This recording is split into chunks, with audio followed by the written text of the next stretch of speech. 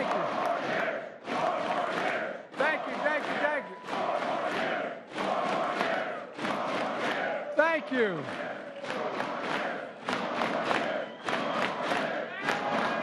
Thank you, thank you, thank you. Please have a seat. Whoa.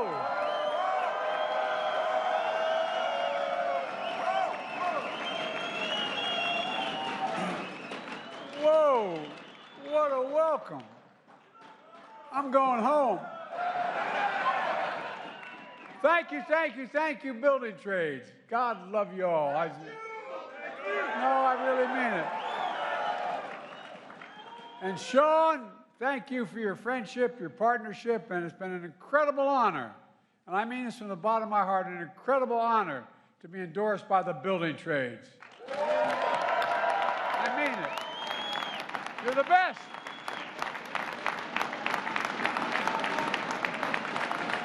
Not a joke. It's not a joke. You're the best in the world. That's not a joke. You're the best in the world. You know, you had my back in 2020, and because of you, I'm standing here as President of the United States of America. Because of you.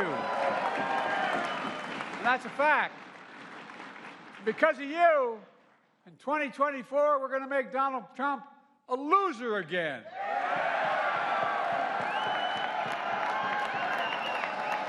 Are you ready? Are you ready?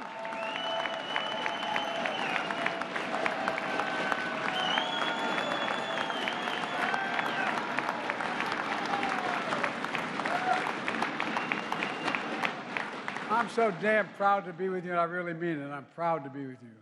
All my relatives, my grandpop, and everybody else up, they're all gone now, but in Scranton, I had an uncle who used to say, Joey, you're belt buckle to shoe sole union. Well, let me tell you something. I'm proud to be the most pro-union president in American history, and it's because of you. You're proof of what I've always known, not a joke. I've always known that Wall Street didn't build America. The middle class built America, and unions built the middle class. That's a fact. That's a fact.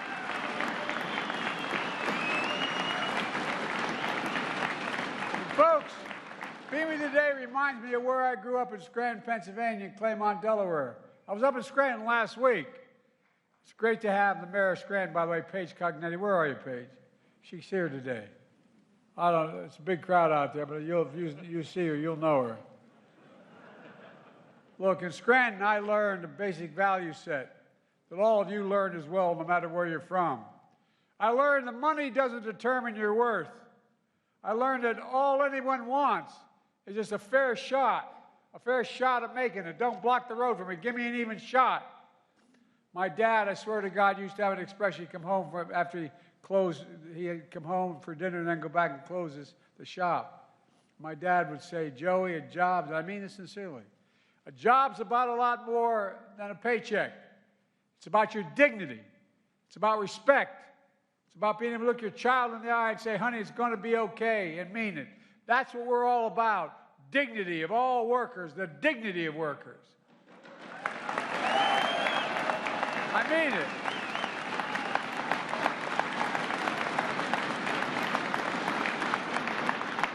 And we all grew up.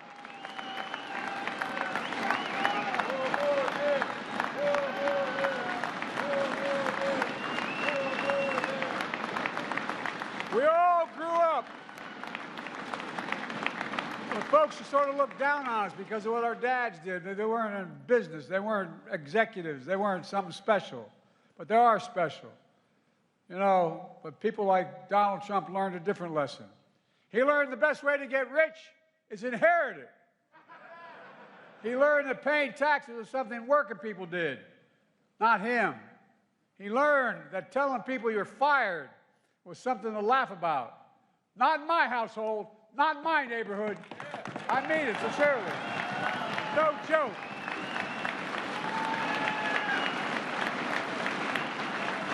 Especially being fired because you had no protection. Folks, I guess that's how you look at the world from Mar-a-Lago, where Trump and his rich friends embrace the same failed trickle-down policies that have failed working class families and union families for over 40 years. But if you grew up where we grew up, nobody handed you anything. Being told you were fired wasn't entertainment. It was devastating. It was a nightmare. And folks, we all know people like Trump who look down on us. Don't we? We all know somebody we grew up with like that. Well, folks, where I come from, it matters. When I look at the economy, I don't see it through the eyes of Mar-a-Lago. I see it through the eyes of Scranton and working people like all of you and my family. You know, we know the best way to grow an economy is from the bottom up and the middle out, not the top down. My dad used to say, not a whole hell of a lot trickle down on his kitchen table and that top-down policy. When we do that, when we work from the bottom up and the middle out, the poor have a ladder up and the middle class does well. And by the way, the wealthy still do very well if they just start paying the damn taxes.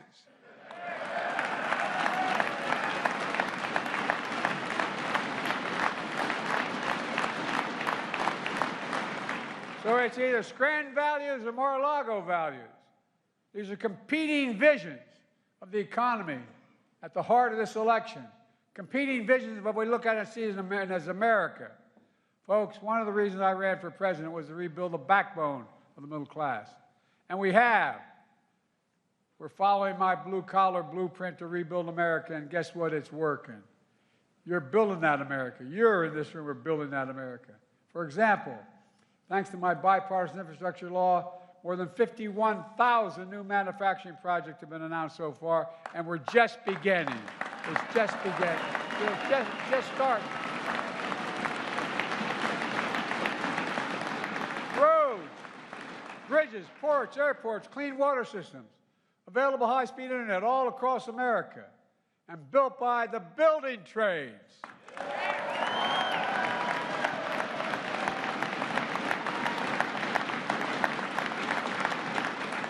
Remember when President Trump promised this?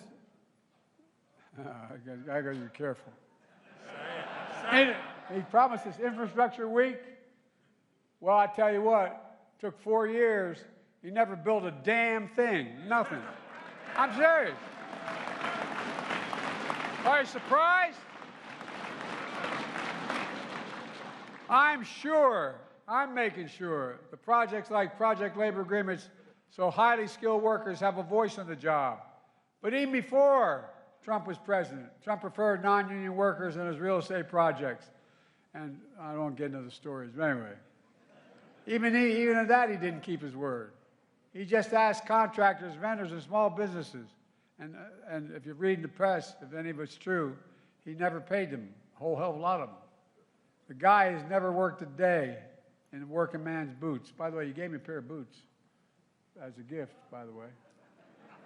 I know how to put them on. I still sometimes cut the yard. The Secret Service doesn't let me do it anymore.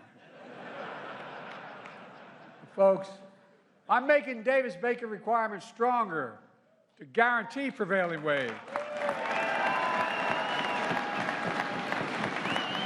By the way,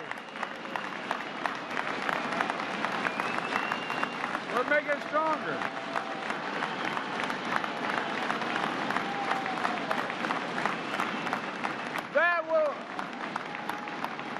That alone will increase wages for more than 1 million construction workers. Trump's MAGA allies are trying to take it away now, but it's not going to happen on my watch. Since the 1930s, the law has said when the federal government spends taxpayers' dollars on a project, it can only buy American products to do it and use American workers to get it done. That's Buy America. Donald Trump failed to uphold that, but not anymore. My administration uses American products and American workers. That's why it's going. I mean it.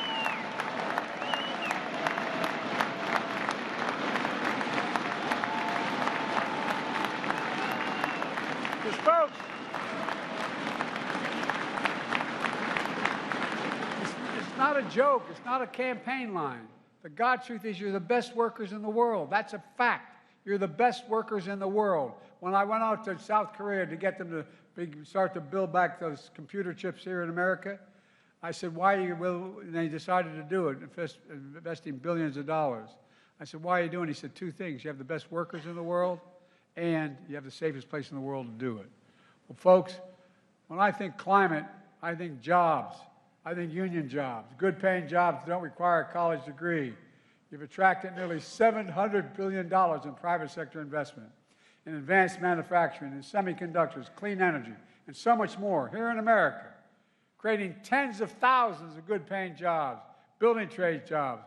In fact, construction of new factories has more than doubled in our administration. Meanwhile,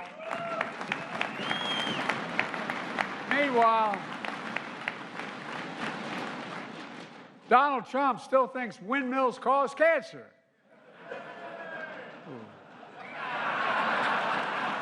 That's what he said. By the way, remember when he was trying to deal with COVID, he said, just inject a little bleach in your veins. He missed it, all went to his hair.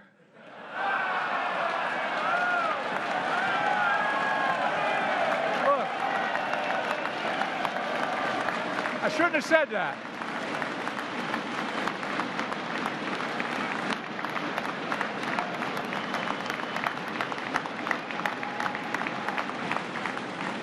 Probably shouldn't have said that. True. You guys are a bad influence on me. Trump and his MAGA allies want to repeal the most significant investments in climate ever. The work that you risk your lives doing, lots of it. You know, and he wants to risk all those jobs. Are you surprised? I'm not. A lot of you don't know that if you want to be a pipe fitter, a lot of people don't know. If you want to be a pipe fitter, electrician, or any other trades here, it takes 4 or 5 years of hard work as an apprentice. Most people think you can walk up, and you guys should talk more about this. They think you walk up and you say, I want to be an electrician, you get a license. It's 4 or 5 years. It's like going back to college. It's going like getting a college degree. And that's the reason you're the best is because you're the best trained in the world. You get it, I get it. But Donald Trump has no clue. He undermined union apprenticeships by lowering standards and lowering pay. I ended his anti-work policies and saved the Building Trades Apprenticeships program because they're the gold standard of the world.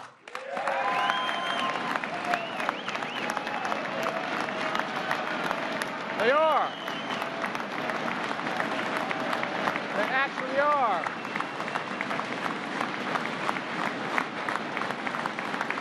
Look, and earlier this week, I teamed up together to recruit young people into the building trades. It's my American Climate Corps. Will now pave a pathway to your apprenticeship program because it matters. It matters. Through my American Rescue Plan, there's not a single Republican voted for, I might add. I also enacted the Butch Lewis Act, the most pro-labor law in 50 years. Because of you. Because of you.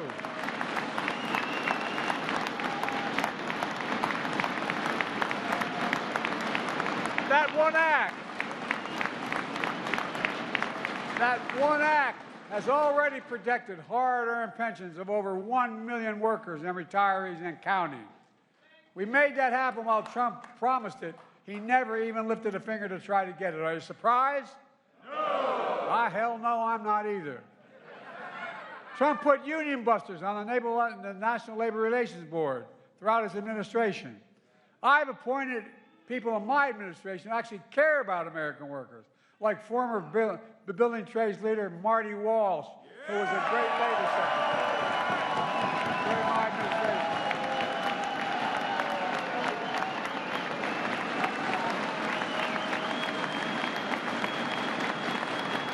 By the way,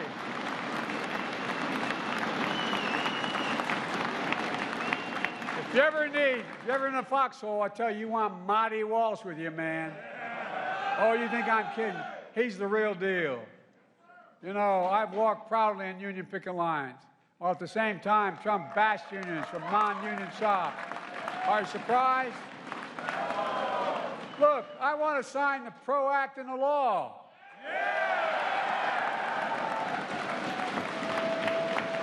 Trump said he'd veto it. Trump said he'd veto it. Beyond that, he supports a national right-to-work law, for God's sake. Think about it. What is the single biggest killer could happen? A national right-to-work law. Look, he might as well say he doesn't support any unions.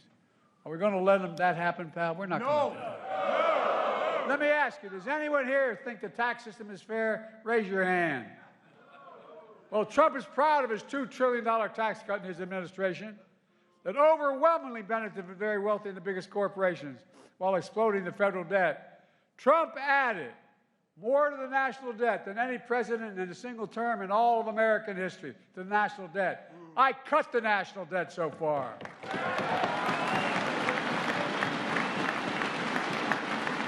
And still got all these other things in. By doing simple things like, remember those 40 Fortune 500 companies, those Fortune 500 companies, 40 of them, I think it was 50, who didn't pay a single penny in taxes, made $40 billion. Guess what? I did a terrible thing. I made them pay 15%. And we cut the deficit by $70 billion. Look, now Trump is saying if he gets elected, he wants to give another. By the way, that tax cut expires in next year, okay? Well, let me tell you something. It's going to say expired and dead forever if I'm not elected. But anyway, he wants another. He wants to give another massive tax cut for the wealthy. And he also says he wants to cut your Medicare and Social Security, and you're going to let him that happen? Oh, hey, by the way, these guys mean this stuff. They mean it. And the Republican caucus went ahead and said they want to do that too. Look, folks, I remember there used to be two parties, real parties. But this ain't your father's Republican Party. This is a different breed of cat. Look, I got a better idea. I'm going to protect Social Security, Medicare, by making the very wealthy begin to pay their fair share of Social Security. No billionaire.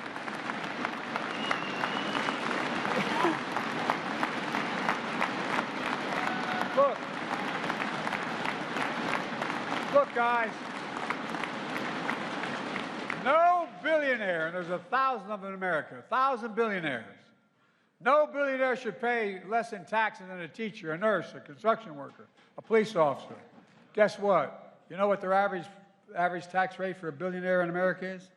8.3%. That's what they pay. I'm serious. I'm serious. Look, if we just charge them 24% in their tax, which isn't the highest tax rate, would generate $500 billion over the next 10 years. Allow us to significantly cut the deficit, allow us to have daycare, allow us to do so many things to make the country stronger. I want to point out one thing. It's a little off point, but I want you to remember it. I asked the Treasury Department, because I was getting all this compliment and from some criticism about being so pro-union. I said, what happens to wages generally when unions have to get paid a decent salary? Everybody's salaries goes up. Everybody. You grow the economy. You grow the economy. You grow the economy. Look, the bottom line is we're doing what's always worked best in this country, investing in all of America and all Americans. Our plan is working. So far, we've created over 15 million new jobs, including 848,000 construction jobs, for a record 8.2 million across the construction industry. Folks,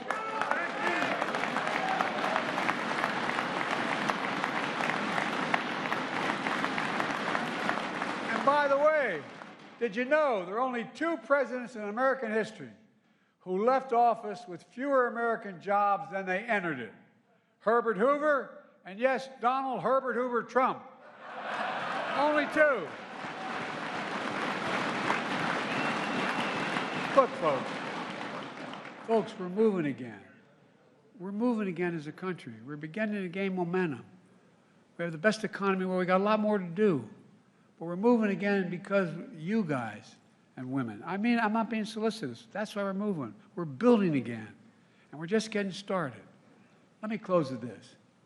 As I travel the country, I see the amazing things you do, and I mean it, all over the country, in red states and blue states. And this past June, I was in Philadelphia, Sean's hometown, and I married a Philly girl. You don't screw around with Philly people. If I didn't root for every Philly team out there, I'd be sleeping alone. You all think I'm kidding. Look, remember when that tanker truck crashed and closed the key stretch of I-95 in Philly? It was expected, like in the last administration, it would take months and months for anything to happen. Well, 150,000 vehicles travel that overpass every single day. What'd we do? We contacted all of you. We organized. You organized. We rebuilt that. You rebuilt that in less than 2 weeks, record time. How? Because you're the building trades, laborers, operating engineers, cement finishers, plumbers, pipe fitters, steel workers, so many union workers. You showed up. You showed up around the clock, and you got it done.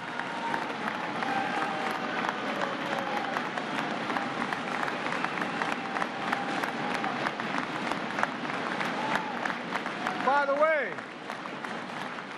that's America. By the way, unions are more popular today than they've ever been in a long, long time, not because of Joe Biden supporting you, because of you. You always step up. You step into the breach. You get things done. That's the union movement. That's what it's about. In Baltimore, we're moving heaven and earth, or as my dad from Baltimore would say, Balmer. Balmer. We're moving heaven and earth to rebuild the Francis Scott Key Bridge after a tragic collapse. And we're doing it with you, with union labor and American steel. And American steel. That's America. That's the union movement.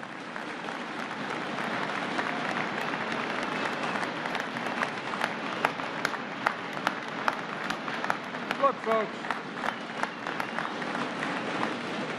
I mean, you're doing, you ought to see, I mean, I've been to the site, it's incredible. I've been over that bridge a lot. I commuted every day for 36 years as a U.S. Senator when my wife and daughter were killed, and I commute back and forth to be with my boys. And I'm over that area in Baltimore Harbor. It's incredible what you're doing. And folks, the choice is clear. Donald Trump's vision of America is one of revenge and retribution. A defeated former president who sees the world from Mar-a-Lago and bows down to billionaires, who looks down on American union workers. It's not just he's not supporting, he looks down on us. No, I'm not joking. Think about it. Think about the guys you grew up with who you'd like to get into the corner and just give them a straight left. I'm not suggesting we hit the president. But we all know those guys growing up. We all know guys like that growing up. My vision of America is one of hope and opportunity. The view from Scranton, working class Americans like you. Here's the future I see, and I mean this from the bottom of my heart. I've never been more optimistic about America's chances. Not because I'm president, because of the state of the moment. The world needs us. Look what I just signed. We just signed the bill to give support to Ukraine. We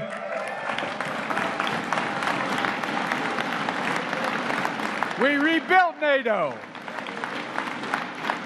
We increased it.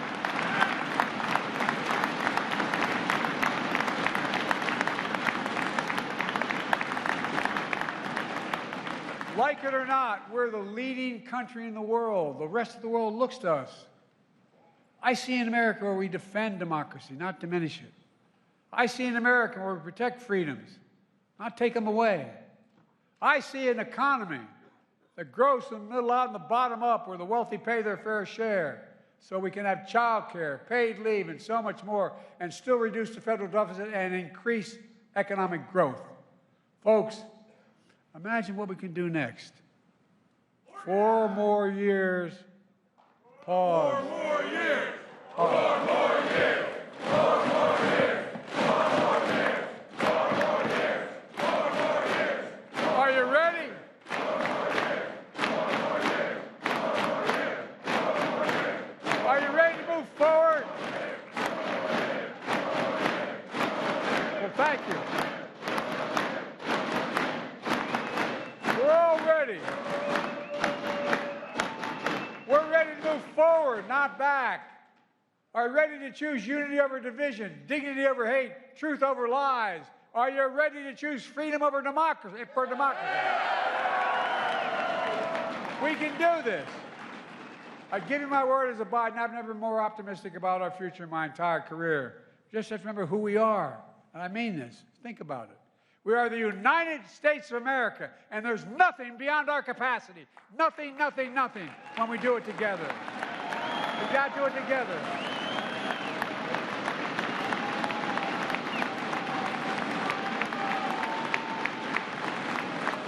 God bless you all.